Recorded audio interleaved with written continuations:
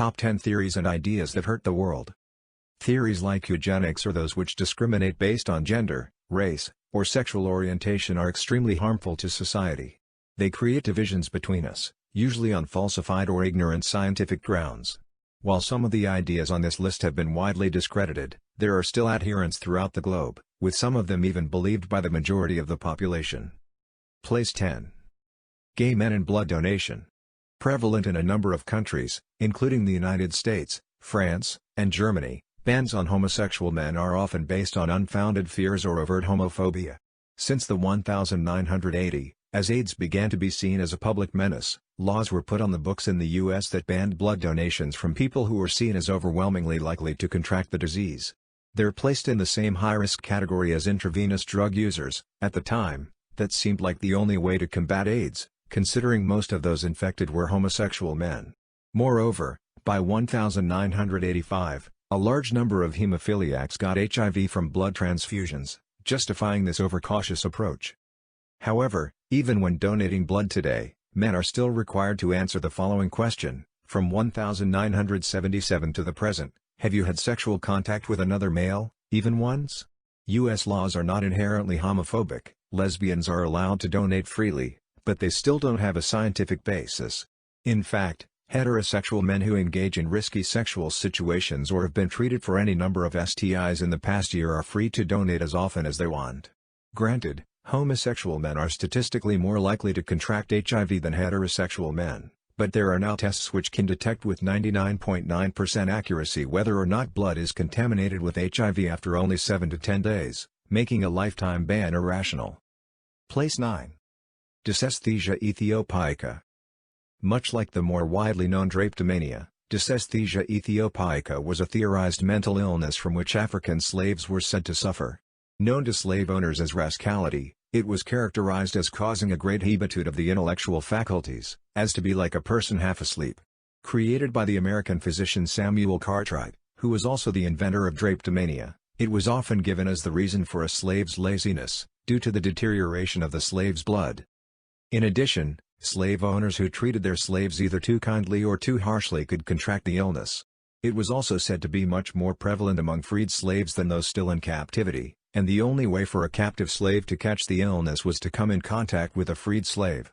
The cures for dysesthesia ethiopica included kidney stimulation, good food, and, probably most popularly, hard labor outdoors. Place 8.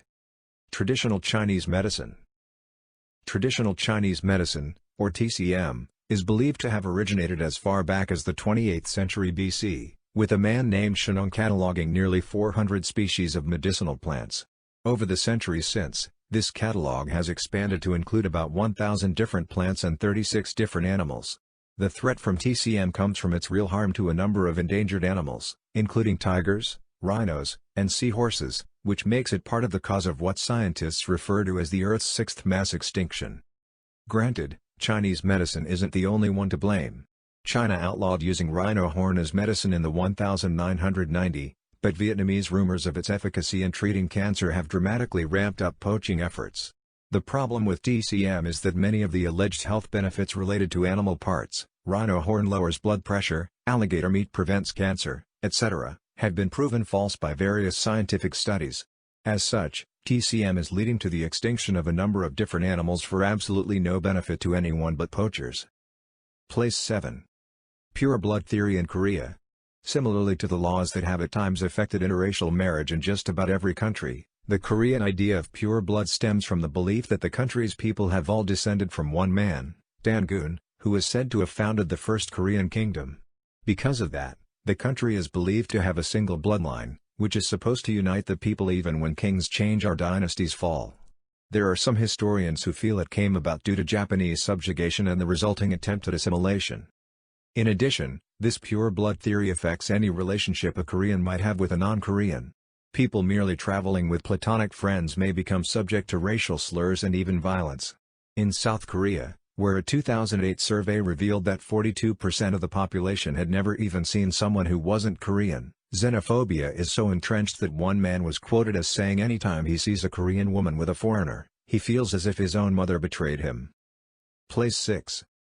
Witchcraft. People might look at witchcraft and think of the Middle Ages or the Salem witch trials, concluding that it is all in the past, a figment of a more superstitious time. Yet the belief in witchcraft is still harmful today. Charges of witchery, targeting women much more frequently than men, can often find their roots in religious beliefs. Given the fact that no evidence can ever actually be produced, most trials rely on faulty, or lying, eyewitnesses or false confessions, usually brought about by torture.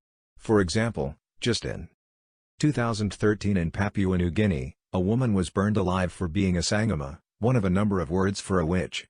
If that seems like too small of a country to properly reflect contemporary views, many other countries, including Saudi Arabia, still punish people for witchcraft, with sentences ranging from jail time to execution. Saudi Arabia even has a formalized anti-witchcraft unit, which spends its time battling suspected witches. Place 5. Biological determinism. Biological determinism is the pseudo-scientific belief that our behavior is determined by our genetic makeup. While this theory raises unintended questions about whether or not we're responsible for our own choices, it's mostly been used to justify racist, sexist, or homophobic behavior, under the guise of superiority on the part of the abuser. Modern science tends to agree that our actions are a combination of our biological tendencies and our environment, making them a phenotype. Cases of overt racism are extremely common when dealing with biological determinism. Take, for instance, Samuel George Morton. He was a 19th-century doctor who gathered 1,000 skulls from a number of different races and measured their sizes. Morton concluded that white people have larger brains on average than black people, a fact which slave owners took as a biological sign that they were justified in subjugating their slaves. Debate continues over whether or not there actually was a difference between the skulls, or whether Morton's inherent bias made him find a difference that wasn't there. Place 4. Lysenkoism. More a collection of theories than one single idea, Lysenkoism was embraced by Stalin as a result of his love for Marxism and his distaste for fascists, especially those racially pure rascals known as the Nazis. Trofim Lysenko was a man with a plan, a nondescript agronomist who rose to power after claiming to be able to greatly increase the wheat yield through a process known as vernalization. Though this was not a new theory, and the yield was only marginally increased, Lysenko was viewed as a hero and was granted a tremendous amount of influence on the direction of Soviet scientific research. Another of the discredited ideas he erroneously followed was the theory of hereditary evolution known as Lamarckism. This idea was first put forth by a French biologist and later co-opted by a Russian scientist who renamed it Michurianism. The theory basically states that an organism can pass on learned qualities or traits it acquires during life to its offspring. Unfortunately, or fortunately, depending on your view of history, Lysenkoism held back the advancement of Soviet scientists for nearly 30 years. Lysenkoism wasn't really rejected until 1965, well after Stalin, one of its biggest proponents, had died. Place 3. Polygenism. A highly regarded, widely held theory of human evolution known as monogenism states that we have all descended from humans that lived in Africa tens of thousands of years ago. Polygenism is the opposite of that, with its proponents claiming the different races of humanity, especially whites, came from different places and are therefore separate species. Much like the Bible was used to promote slavery in America, this idea was used to hinder interracial marriage.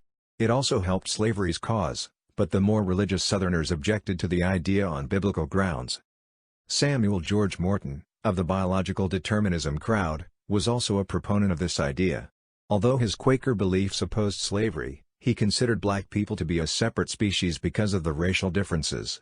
In addition, though many pro-polygenism scientists claimed objectivity and may have even been anti-slavery, it was clear that an air of racism infected everything they researched in their conclusions, with many of them wanting clear and specific segregation between white and black people. Place 2. Telegony. Widely regarded as nothing more than harmful superstition, telegony was once a prominent theory of genetics, one which went back all the way to the times of Aristotle.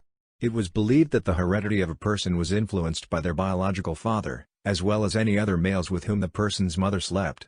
Greek for far offspring, telegony was even accepted by Charles Darwin, who truly believed it existed. In reality, telegony was nothing more than an excuse for proponents of female virginity and those opposed to interracial relationships. The Nazis also held this belief, claiming that if a pure Aryan woman slept with a non-Aryan, she could never have a pure Aryan baby. Telegony is an offshoot of a belief called maternal impressions, in which activities the mother participates in can affect her offspring. Disorders like epilepsy were said to have been caused by the mother falling down while pregnant, and bedwetting was caused by the mother walking over a water-filled ditch. Place 1. Phrenology. A pseudoscience closely related to biological determinism, phrenology is the study of skull shape and size and their influence on a person's mental abilities, as well as a person's character. First developed in the late 18th century by a Viennese doctor named Franz Joseph Gall, phrenology was hugely popular, even into the 20th century. Slave owners benefited the most from the science of phrenology and used the information to justify slavery by claiming Africans weren't intelligent enough to be of any other use. Another widely held belief among phrenologists was that Africans had an enlarged part of the brain that caused them to be more subservient. Charles Caldwell, a leading proponent in Kentucky during the 1800s, claimed, "They are slaves because they are tameable." In a weird twist, phrenology was also used by abolitionists, who argued that the timidity of slaves meant they wouldn't become violent if they were all freed, a fear of many slave owners. Thanks for watching.